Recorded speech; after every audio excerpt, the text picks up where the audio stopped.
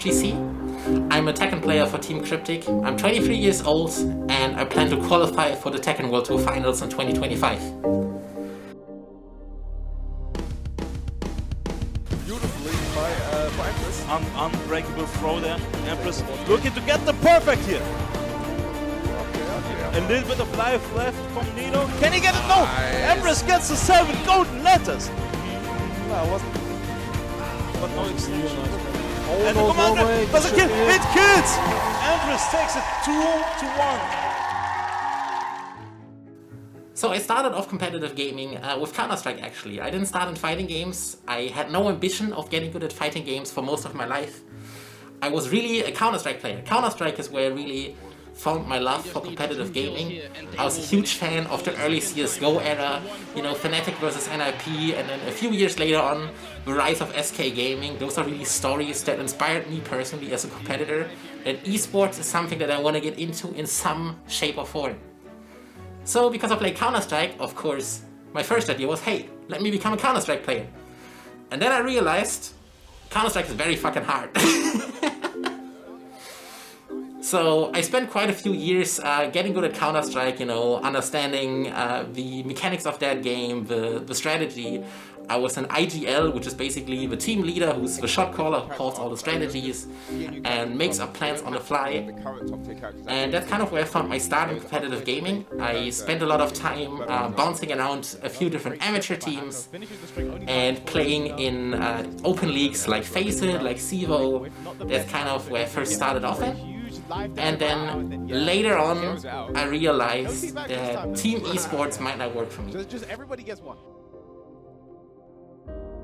I had a lot of problems with issues that are specific to team esports.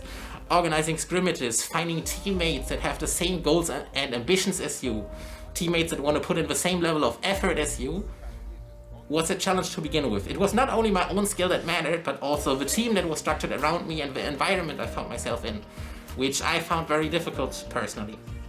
So my transition to fighting games started off with two different situations that happened very close to each other. The first one was that I just googled which competitive games are played 1v1.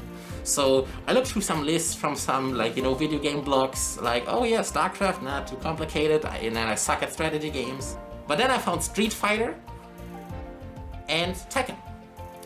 And a few days after I saw that list and thought like, hey, you know what, maybe I try this fighting game thing. Looks kind of fun. But then I was like, you know what, let me learn and understand how Tekken works. I want to really understand how this game works and get good at it, because fighting games were always this mystery to me. And I wanted to solve that mystery. So I learned a lot about the fundamentals of Tekken. I started off playing Alisa and Katarina as my two main characters. And I started entering online tournaments. I started entering different competitions. And in 2021 is when I made my first entry into the offline FGC, right in the peak of the pandemic, so a great time to get started. My first offline event was Celtic Throwdown in 2021, which went horribly because I realized how difficult fighting games are and how fierce the competition really is. I thought I was pretty good at fighting games, but then the first time I actually attended a major, the skill gap was huge. But I also realized how beautiful the offline community of the FGC is, and that's something that you don't really get in other esports. Every tournament in fighting games is an open competition. You can play against anyone can sign up. There are no qualification rounds, which were horrible in Counter-Strike. There are no qualification tournaments. You don't have to, you know, fucking win 10 tournaments in a row online to even see a stage. Anyone can play against everyone right from the beginning. I think that's beautiful, and that's what really drew me into the FGC.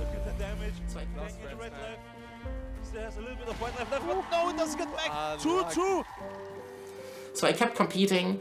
In 2022, I started traveling more actively for the first time when the pandemic slowed down, and I still found basically no success. I did decently in a few like Dutch tournaments, but it was like small local stuff.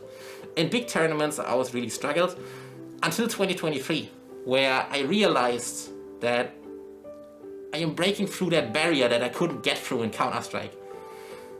2023 was the first time that I scored points for the Tekken World Tour, which is the main circuit of Tekken. This is what the entire season is about. Every tournament counts towards the Tekken World Tour. There's a leaderboard and the top 20 qualify towards the Grand Finals. And that was the first time that I managed to get on a leaderboard to begin with, which is extremely difficult because you need a top placement in a major, or you need a really high top placement at a local. The rules used to be a bit stricter, you get more points now, but back then it was really difficult to just get a single point. And so in 2023 I realized that I'm getting better. I'm suddenly breaking through this barrier in the game and I can keep up with a lot of really high level players. I made it out of pools for the first time at the mix-up in 2023. I did it all the way from losers round 1. I lost my first round against Pistaro and then went on an insane run to recover up into top 40. And I repeated doing that for over a whole year. Multiple majors I attended, I suddenly managed to make it out of pools. I was always among the top 20% of people entering a tournament, which you have to imagine.